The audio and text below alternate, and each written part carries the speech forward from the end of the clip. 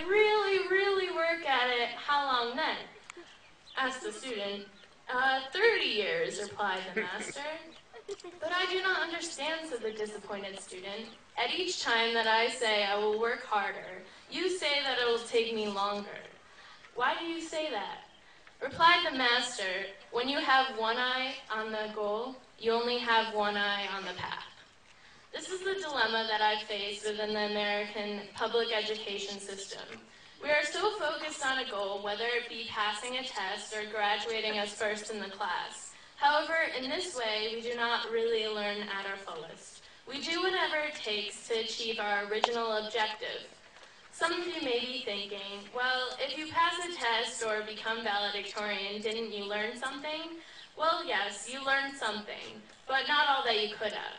Perhaps you only learned how to memorize names, places, and dates to later on forget in order to clear your mind for the next test. School is not all that it can be. Right now, it's a place for most people to determine that their goal is to get out as soon as possible. I am now accomplishing that goal. I am graduating. I should look at this as a positive experience, especially being at the top of my class. However, in retrospect, I cannot say that I'm any more intelligent than my peers. I can attest that I am only the best at doing what I'm told. Here I stand, and I'm supposed to be proud that I've completed this period of indoctrination. I will leave in the fall, and I will go on to the next phase expected of me in order to receive a paper document that certifies that I'm capable of work. But I can attest that I'm a human being, not just a worker. I'm a thinker, an adventurer. A worker is someone who is trapped within repetition, a slave of the system set up before him. But now I have successfully shown that I was the best slave. I did what I was told to the extreme. While others sat in class and doodled to later become great artists, I sat in class to take notes to become a great test taker. While others would come to class without their homework done because they were reading about an interest of theirs, I never missed an assignment. While others were creating music and writing lyrics, I decided to do extra credit, even though I didn't even need it. So I wonder, why did I even want this position? Sure, I earned it, but what will come of it? When I leave educational institutionalism, will I be successful or forever lost? I have no clue about what I want to do with my life. I have no interest because I saw every subject as a study, as work, and I excelled at every subject just for the purpose of excelling and not learning. And quite frankly, I'm very scared. John Taylor Gatto, a retired school teacher and activist critical of compulsory schooling, asserts, we could encourage the best qualities of youthfulness, curiosity, adventure, resilience, the capacity for surprising insight simply by being more flexible about time, texts, and tests, by introducing kids into truly competent adults, and by giving each student what autonomy he or she needs in order to take a risk every now and then. But we don't do that. Between these cinder block walls, we are all expected to be the same. We are trained to ace every standardized test, and those who deviate and see light through a different lens are worthless to the scheme of public education, and therefore viewed with contempt.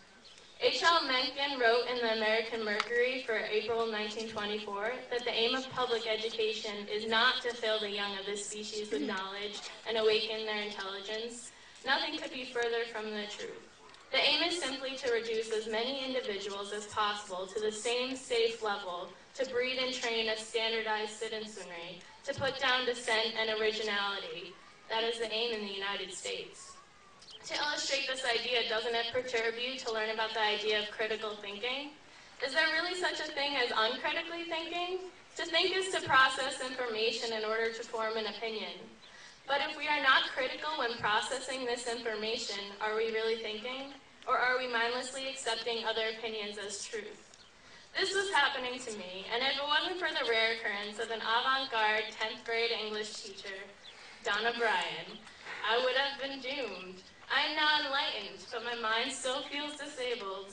I must retrain myself and constantly remember how insane this ostensibly sane place really is. And now here I am in a world guided by fear, a world suppressing the uniqueness that lies inside each of us. A world where we can either acquiesce to the inhuman nonsense of corporatism and materialism or insist on change. We are not enlivened by an educational system that clandestinely sets us up for jobs that could be automated, for work that need not be done, for enslavement without fervency for meaningful achievement. We have no choices in life when money is our motivational force. Our motivational force ought to be passion, but this is lost from the moment we step into a system that trains us rather than inspires us. We are more than robotic bookshelves, conditioned to blurt out facts we were taught in school. We are all very special. Every human on this planet is very special. So aren't we all deserving of something better? Of using our minds for innovation rather than memorization, for creativity rather than futile activity, for rumination rather than stagnation? We are not here to get a degree to then get a job so we can consume industry-approved placation after placation. There is more and more still. The saddest part is that the majority of students don't have the opportunity to reflect as I did. The majority of students are put through the same brainwashing techniques in order to create a complacent labor force working in the interests of large corporations and secretive government. And worst of all, they are completely unaware of it. I will never be able to turn back these 18 years. I can't run away to another country with a different education system, perhaps meant to enlighten rather than condition. This part of my life is over, and I want to make sure that no other child will have his or her potential suppressed by powers meant to exploit and control. We are human beings. We are thinkers, dreamers, explorers, artists, writers, engineers. We are anything we want to be, but only if we have an educational system that supports us rather than holds us down. A tree can grow, but only if its roots are given a healthy foundation. For those of you out there that must continue to sit in desks and yield to the authoritarian ideologies of instructors, do not be disheartened. You still have the opportunity to stand up, ask questions, be critical, and create your own perspective. Demand a setting that will provide you with intellectual capabilities that allow you to expand your mind instead of directing it. Demand that you be interested in class. Demand that the excuse, you have to learn this for the test, is not good enough for you. Education is an excellent tool, if used properly, but focus more on learning rather than getting good grades. For those of you that work within the system that I am condemning, I do not mean to insult. I intend to motivate. You have the power to change the incompetencies of the system. I know that you did not become a teacher or an administrator to see your students bored. You cannot accept the authority of the governing bodies that tell you what to teach, how to teach, and that you will be punished if you do not comply. Our potential is at stake. For those of you that are now leaving this establishment, I say, do not forget what went on in these classrooms. Do not abandon those that come after you. We are the new future, and we are not going to let tradition stand. We will break down the walls of corruption to let a garden of knowledge grow throughout America. Once educated properly, we will be cultivated and wise. We will have the power to do anything, and best of all, we will use that power for only good. We will not accept anything at face value. We will ask questions, and we will demand truth. So here I stand. I'm not standing here as valedictorian by myself. I was molded by my environment, by all my peers who are sitting here behind me. I couldn't have accomplished this without all of you. It was all of you who truly made me the person I am today. It was all of you who were my competition, yet my backbone. In that way, we are all valedictorians.